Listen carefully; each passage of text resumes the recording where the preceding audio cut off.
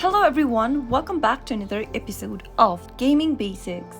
In today's video, I'm gonna show you how to log out Call of Duty Mobile from your iPhone. If you're logged into your Call of Duty Mobile game right on your iPhone and you'd like to get out of it and log out, then here's how you can do it. Simply keep watching the video till the end and don't forget to subscribe to our channel by hitting that subscribe button. Press the notification bell so that you'll never miss another upcoming upload from us. First, make sure that you're inside your Call of Duty mobile game launched open on a mobile device. From this page, tap on the gear icon located at the top right corner. You'll be able to open up the settings menu. Scroll down from the left-hand side menu and tap Legal and Privacy.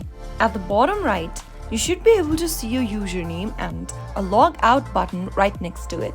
Tap Logout and confirm your login out action by tapping OK in the pop-up, but make sure that you remember your credential and the method that you used while signing up or registering for Call of Duty. Tap on OK to log out and you'll be able to find yourself in the main interface of Call of Duty Mobile. That is how you can easily log out of Call of Duty Mobile.